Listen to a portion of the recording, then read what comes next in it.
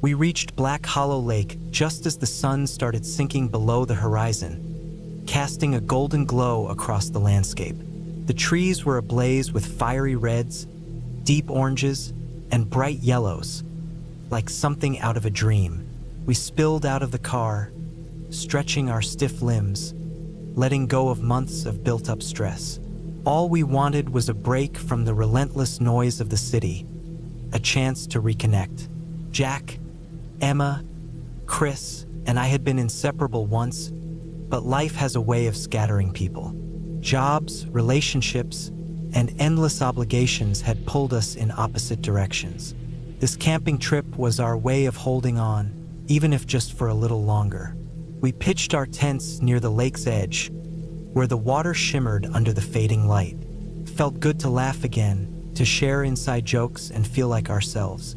The cool breeze carried a sense of calm as we worked together. By the time the sun dipped below the treeline, the sky was painted in hues of pink and violet. We huddled around the crackling fire, the silence between our conversations filled with nothing but the sound of leaves rustling and fish splashing in the water. It was so quiet, almost unnervingly so, but I pushed the thought aside. We were far from civilization. It was supposed to be quiet. As the night deepened, we roasted marshmallows and swapped spooky stories. For the first time in ages, the tight knot of anxiety in my shoulders began to ease. But then, across the lake, I noticed something. A tall, shadowy figure stood at the edge of the trees, completely still. I squinted, trying to make out its shape in the dim light. "Jack," I whispered, nudging him. "Do you see that?" He glanced where I pointed, eyes narrowing. "See what? Don't tell me you're scared already," he chuckled. I frowned and looked again, but the figure was gone. I shook my head, forcing a laugh. Nothing, just a trick of the light. The others teased me, and I forced a smile, but the feeling lingered. Something was out there watching us. I told myself it was just my imagination, but as the night dragged on, the unease grew stronger. Later, in our tents, the forest came alive with sound. Leaves rustled, twigs snapped, and an owl hooted somewhere in the distance.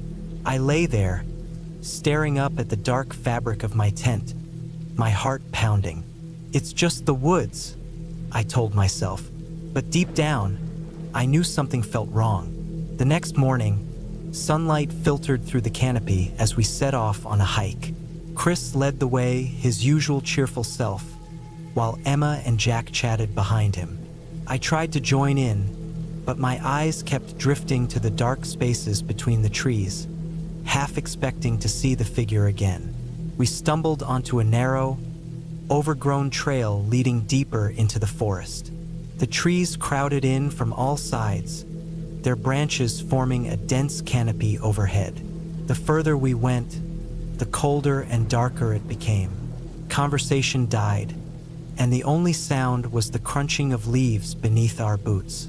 Eventually, we came across an old, decaying cabin hidden among the undergrowth. The windows were shattered, and the door hung crooked on its hinges. A chill ran through me at the sight of it, but Emma, ever curious, pushed the door open. The hinges groaned loudly. Inside, dust hung heavy in the air. Broken furniture lay scattered across the floor, and strange symbols were etched into the walls. Emma snapped a few pictures with her phone, pretending to host a ghost hunting show. Jack picked up an old lantern from the floor, its glass cracked. "This place feels wrong," he muttered. No one argued. We all felt it. We left the cabin in a hurry, the silence between us thick and oppressive. The trail back to camp felt unfamiliar, and the trees seemed to twist into skeletal shapes around us. That night, around the fire, the mood had shifted. Laughter had been replaced with uneasy silence. I found myself glancing across the lake, waiting for the figure to return, and then I saw it. A shadow stood at the treeline again, unmoving. Emma gasped and pointed. "Look!" she whispered. But by the time Jack shone his flashlight across the water, the figure was gone. Chris tried to laugh it off, but his voice wavered. The forest felt heavier, and the fire seemed weaker, its light struggling against the night. That night, lying in my tent, I heard it, a voice, soft and distorted, whispering our names. Alex, Jack, Emma, Chris. The words were slow, deliberate, each syllable drawn out. My breath hitched, and I shook Jack awake. His wide eyes mirrored my fear. Come out. The voice called again, closer this time. Jack grabbed the flashlight and flicked it on. The voice stopped, but somewhere deeper in the forest, we heard it. Low, cruel laughter. Suddenly, Chris unzipped his tent and stepped out. Hello? He called. A scream ripped through the night, raw, terrified, and cut short. We burst out of our tents, flashlights darting in every direction. But Chris was gone. The forest was still silent and watching. We have to go, Jack whispered. We grabbed what little we could and ran. The forest felt alive, the trees leaning in, branches clawing at us. Emma stumbled, sobbing, and I could hear her muttering, "Where's Chris? Where is he?" The laughter followed us, warping and echoing from every direction. Just when I thought I couldn't run any farther, I saw it, the road. Pale gravel stretched out ahead, barely visible in the dawn light. We stumbled onto it, gasping for breath. Behind us, the forest stood still, silent once more. When the police arrived, we told them everything. They searched the woods but found no sign of Chris. No evidence we'd ever been there beyond our abandoned camp. Even now, sometimes in the stillness of night, I hear it, that cruel, distant laughter. And I know something is still out there, waiting. I'll never set foot in those woods again.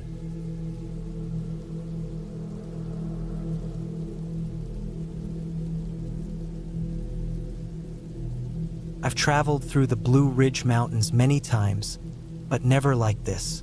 The trails, usually welcoming and familiar, now felt distorted and alien under the creeping shadows. We had been searching for nearly 2 days, each hour piling more weight onto the tight knot of anxiety binding our small group together. The forest absorbed our voices as we called her name, Sophie. I clung to the hope that every ridge, every bend, every clearing would reveal her face. But the woods have a way of keeping secrets. It was Maya who spotted her first. Sophie was curled beneath a thick tangle of branches, her knees pulled tight to her chest, her wide eyes staring past us into something distant and unreachable. Her boots lay nearby, side by side, as if she had removed them with care. Maya approached her cautiously, her voice steady and calm. I followed, watching as Sophie's gaze shifted past Maya and into the darkened trees beyond. "Sophie," I said softly, crouching down. Her eyes flicked to mine briefly before returning to the unseen space behind us. "You're safe now. We're going to get you home. Okay?" She didn't answer. Her breath came in shallow gasps, her lips slightly parted. I glanced back into the growing darkness, but saw nothing. Just trees and shadows, and the faint sound of wind threading through the leaves. Maya wrapped a blanket around Sophie's shoulders, her hands steady as ever, while I tried again to meet Sophie's eyes. The sun was setting fast, and night here descended like a curtain. We lifted Sophie gently, supporting her as we started back down the narrow trail. The uneven path twisted through the underbrush, and I kept my flashlight focused on the ground ahead. The beam bobbed with each step, the forest beyond slipping in and out of sight, like it was playing some cruel game. Sophie's breathing grew louder as we walked, shallow and rapid, matching our hurried steps. She kept glancing back over her shoulder, her eyes wide and wild. I spoke to her softly, trying to keep her focused, but nothing seemed to cut through the fog of fear wrapped around her. "He's following us," she whispered, her voice trembling and barely audible above the crunch of twigs and leaves underfoot. Maya and I exchanged a glance. Her lips were pressed into a thin line, her eyes sharp with unease. Shock can do strange things, we both knew that. But something about Sophie's certainty made my chest tighten. I aimed my flashlight forward, refusing to let it stray into the dark woods. Sophie froze suddenly, her entire body rigid. "He's there," she said, her voice cracking. "Watching." I turned the beam into the underbrush, but there was nothing, just shadows and endless trees. "We need to keep moving," I said, my voice firm despite the knot of fear tightening in my stomach. Maya nodded, and we urged Sophie forward. Her feet dragged, her gaze still locked on the unseen thing behind us. The forest felt oppressive, the silence pressing in around us as if the trees themselves were holding their breath. Sophie muttered under her breath, her words fractured and desperate. She refused to look ahead, her focus always behind us, always searching for something I couldn't see. "Don't look at him," she choked out, her voice cracking. "He doesn't like it when you look." Her words lingered in the cold air, heavy and suffocating. I focused on the path, on the faint glow of camp lights beginning to filter through the trees ahead. Relief bubbled in my chest, but it was fragile, ready to shatter. As we neared the clearing, Sophie's whispers grew frantic, her wide eyes darting from shadow to shadow. The trail twisted, pulling us deeper into the woods before finally breaking open into the glow of camp.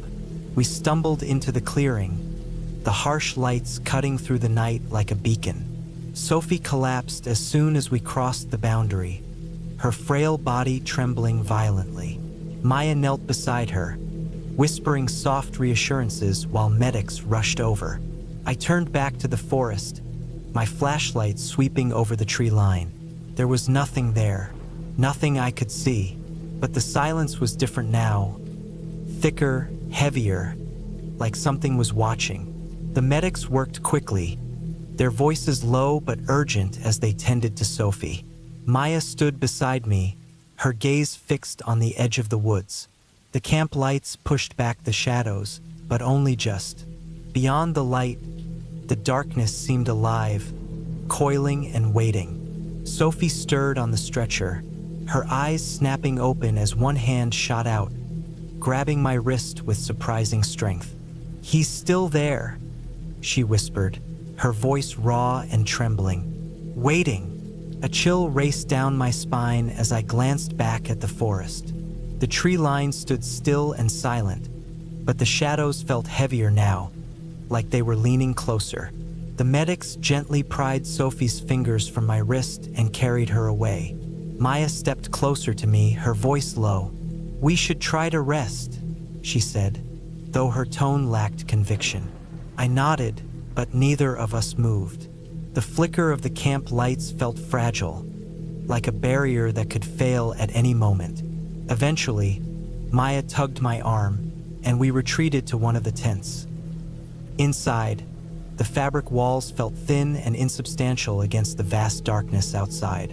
Maya sat down heavily on her sleeping bag, her shoulders slumped. "Do you think she's right?" she asked after a long silence.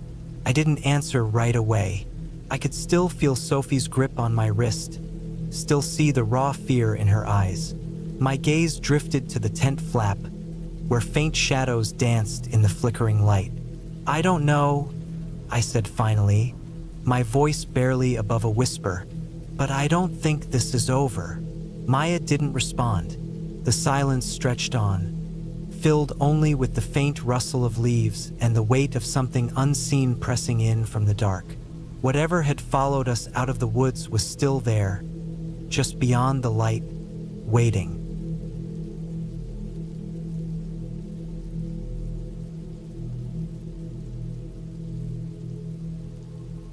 It was supposed to be an ordinary evening walk. Lucas and I had been strolling through the nearby nature reserve almost every evening since we moved here. It was our little tradition. The path through the trees was so familiar it felt like second nature, always giving us a sense of safety. I remember the air that evening, crisp and sharp, carrying the earthy scent of damp soil and fallen leaves. The sun hung low in the sky, casting long shadows that clawed across the trail. I held Lucas's hand, everything feeling calm and serene, until it wasn't. We were rounding a bend when I heard it, the unmistakable crunch of leaves underfoot. But it wasn't us. I slowed my steps, squeezing Lucas's hand a little tighter, and turned my head just enough to glance behind us. That's when I noticed him. A man stood in the middle of the path, a short distance away. He was far enough that I couldn't make out the details of his face, but something about him made my stomach knot.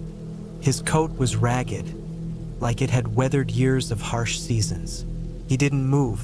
He just stood there, staring. "Lucas?" I whispered, my voice trembling. "Someone's behind us."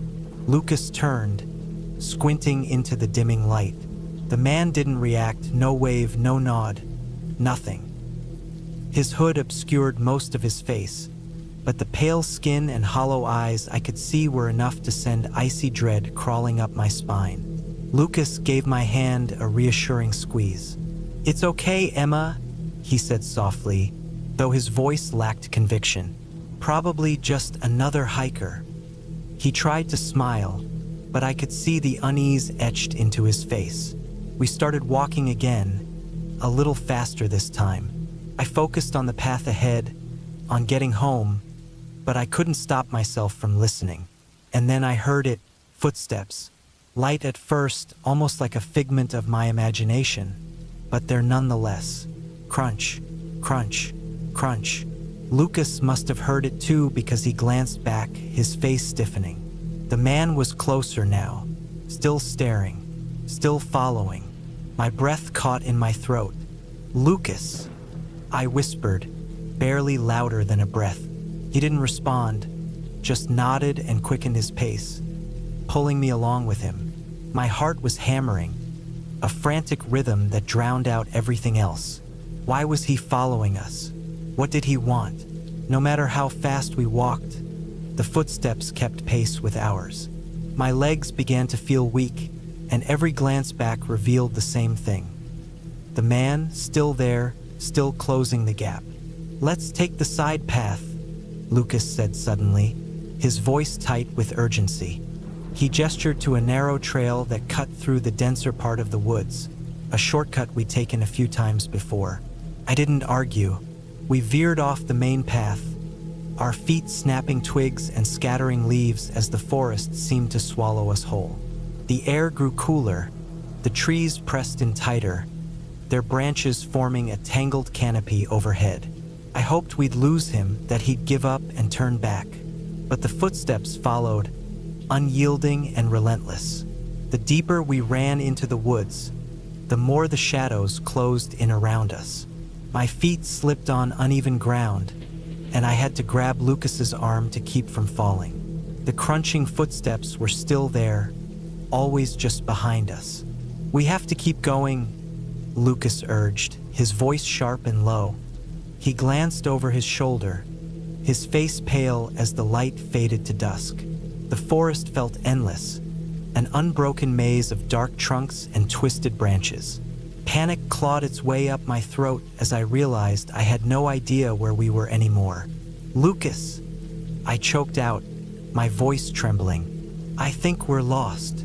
Lucas stopped briefly, scanning the area, but there was nothing but trees in every direction. The sound of footsteps drew closer, impossibly steady. "Come on," Lucas said, pulling me forward again. My feet caught on roots, branches scratched at my arms, and every gasp of air felt sharp and cold in my chest. Then, just as it felt like the woods would never end, Lucas spotted it.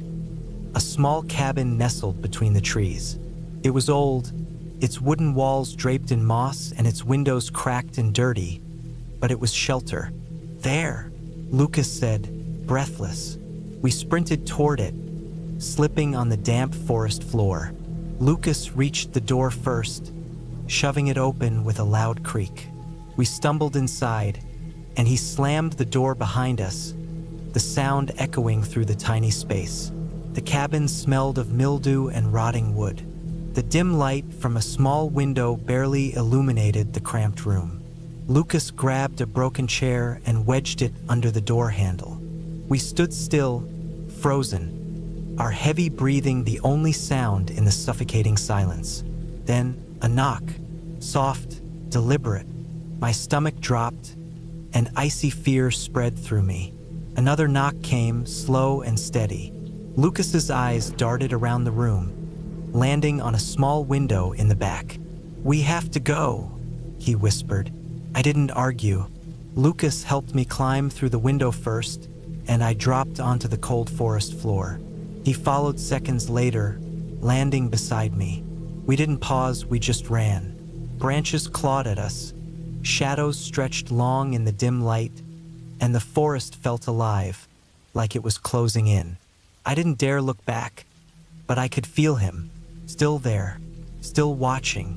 Then up ahead I saw it, a road. Relief surged through me. "Lucas!" I cried, pointing. We pushed forward, desperation driving us until our feet hit asphalt. Headlights appeared in the distance, and we waved our arms frantically. The car slowed, and the driver, an older man with a worried expression, rolled down the window. "Are you two all right?" he asked. "Just drive," Lucas said, his voice shaking. We climbed into the back seat, the doors locking us inside. As the car pulled away, I glanced back at the forest one last time. For a brief second, I saw him, a figure standing at the tree line, perfectly still. Then the trees swallowed him, and he was gone. The car carried us into town, but neither of us spoke. The forest, once a place of peace, had become something else entirely, a place we would never return to.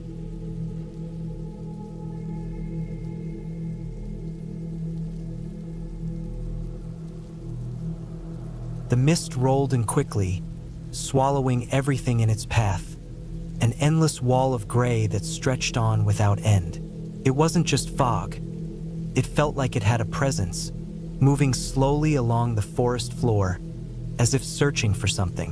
One moment, I could see the trees around me, and the next, they had turned into dark shadows, barely visible through the thick haze. We were heading back to the campsite, me, Sarah, Mike, Emily, and Daniel, after a long day of hiking.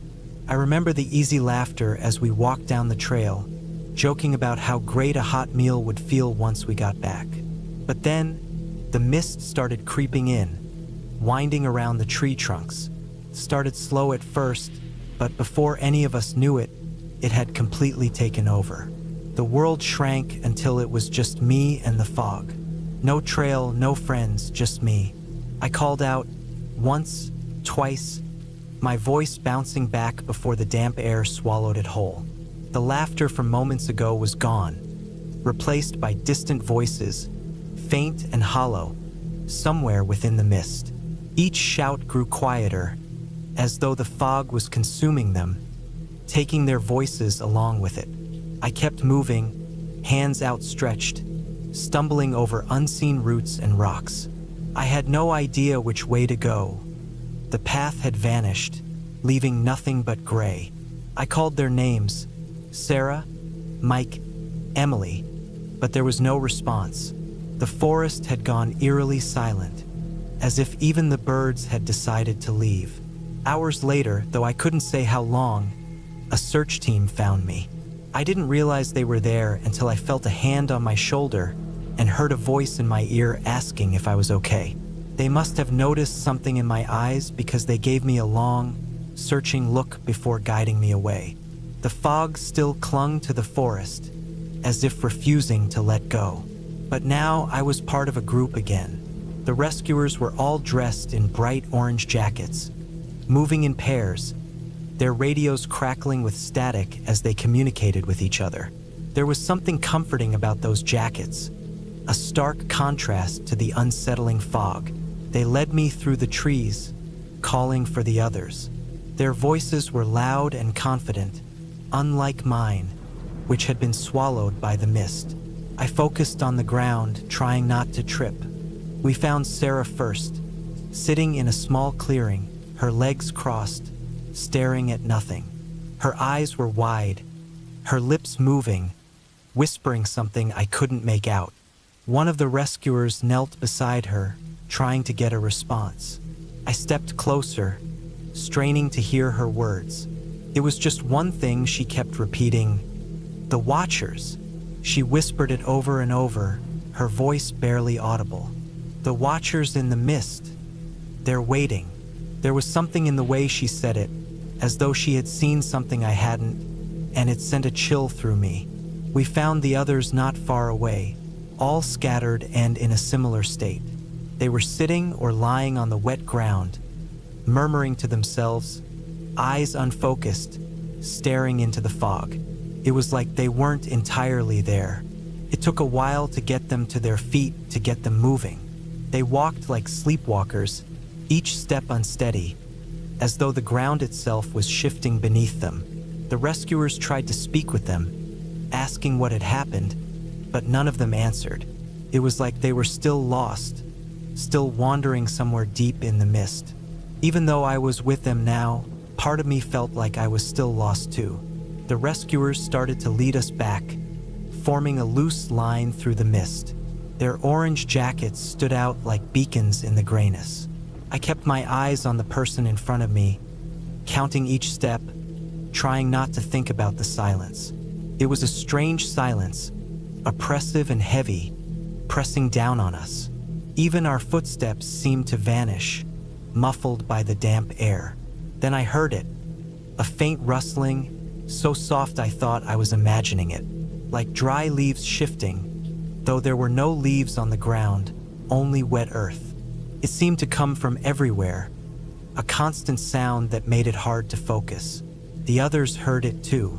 I saw their heads turn, confusion etched on their faces, but no one said anything. We kept moving. As we walked, the rustling grew louder, changing into something else. A low whispering, overlapping voices.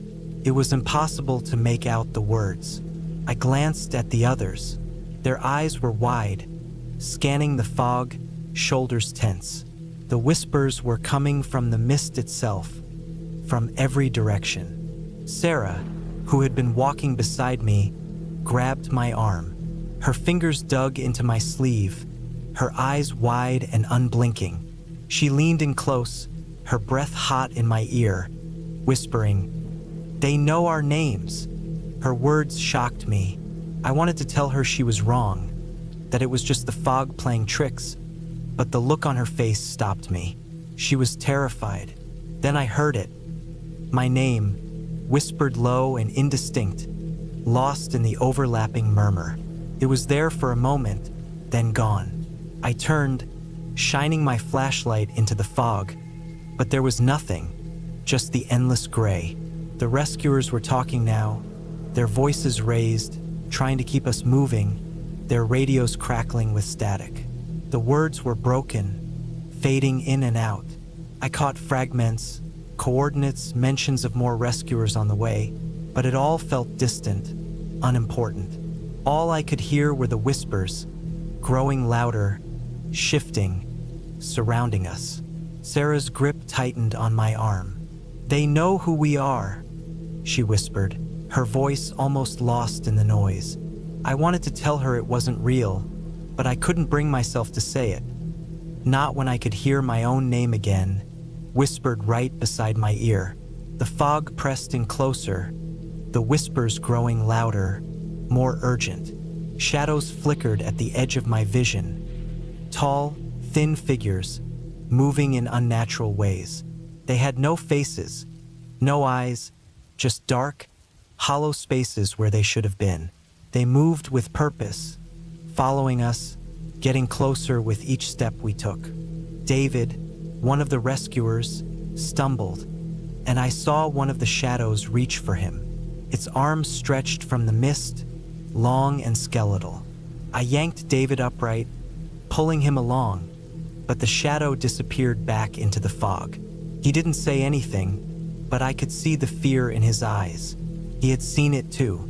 The ground felt different now, soft, shifting under our feet, as though the forest itself was turning against us, trying to trap us.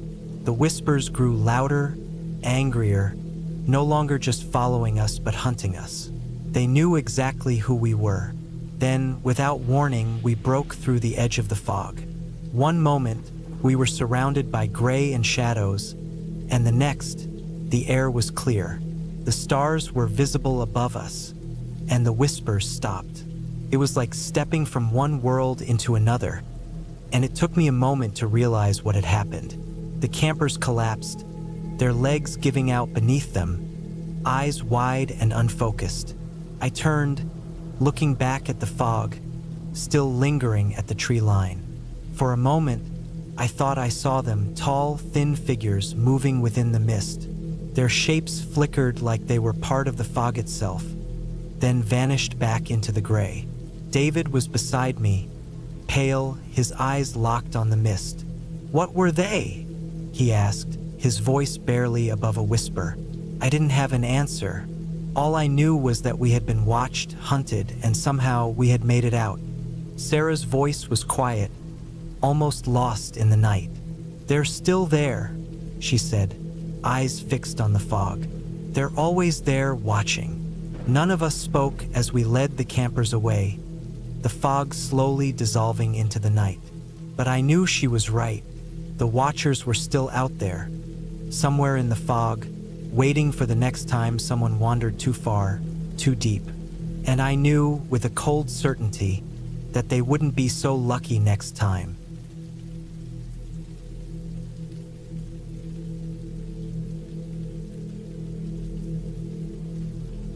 The evening breeze was sharp, and the sky above the dense woodland was cloudless and vast.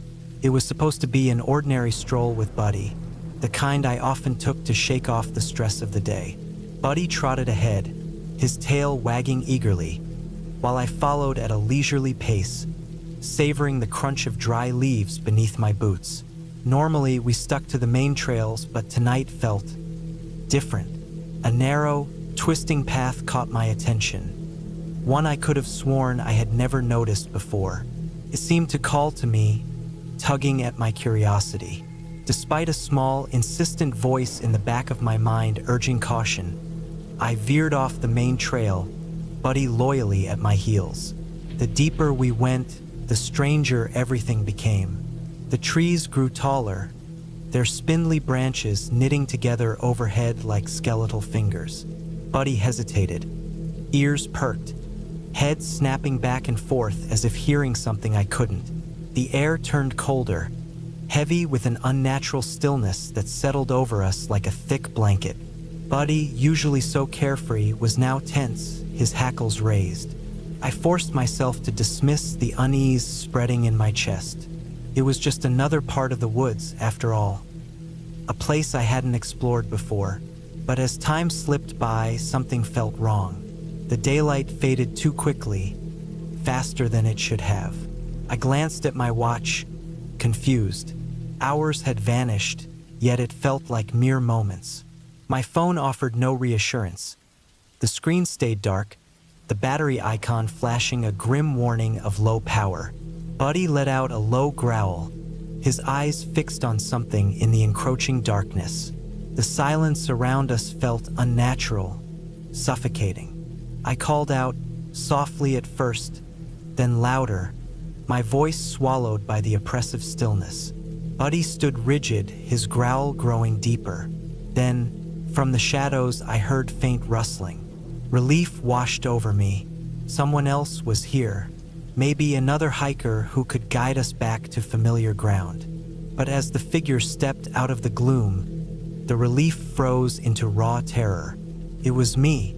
Another version of me emerged from the shadows, wearing my face but with an eerie, twisted grin.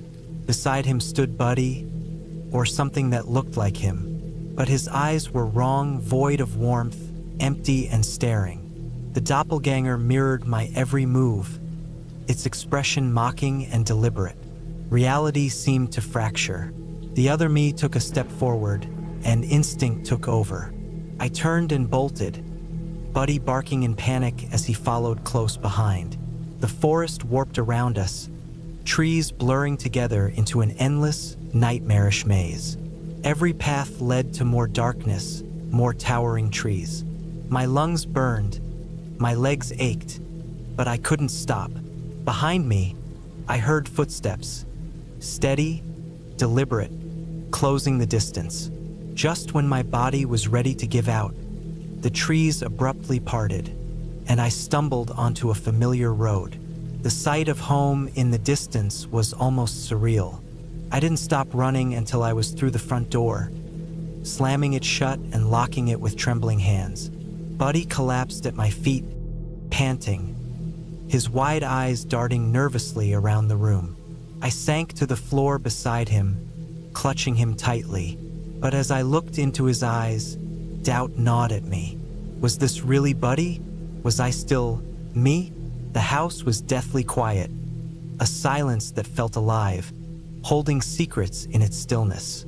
I moved from room to room, checking locks, drawing curtains tight, trying to find comfort in familiar routines. Buddy followed closely, ears flicking, nose twitching at unseen things. He seemed just as restless as I was, and it made my stomach twist with unease. It was late when I heard it, a knock at the door, soft at first, almost gentle. I froze, staring at the door. Came again, louder this time, followed by a voice. My voice, calling my name. My blood turned to ice. The knocking became pounding, the voice growing sharper, more insistent. Buddy began barking furiously, his growl reverberating through the empty house. The door rattled under the force of the blows, the windows trembling in their frames. Shadows danced across the walls outside, slipping past like wraiths. Grabbing a kitchen knife with shaking hands, I backed away. The pounding became deafening, and then laughter. My laughter, but warped, hollow, stripped of humanity. I bolted to the basement, Buddy at my heels, slamming the door behind us and shoving a heavy box against it. The basement was pitch dark, the only light coming from the weak glow of my phone. Buddy stared into the shadows, his body tense. Then I heard it, a faint scratching sound. Not from the door, from inside the basement. My breath caught as I swung the flashlight toward the corner. For a fleeting moment, I saw it. Another me, crouched in the dark, eyes glinting with malice. The light flickered, then died, plunging us into total darkness. There was movement, a shuffle. Something crept closer. Panic exploded inside me, and I lashed out wildly with the knife. The cold air felt thick, oppressive. I scrambled backward, clutching my phone, its faint glow guiding me up the steps. That laughter, that awful, hollow laughter, was so close now, whispering in my ear. I burst through the basement door, slamming it shut behind me just as something heavy crashed against it. I didn't stop.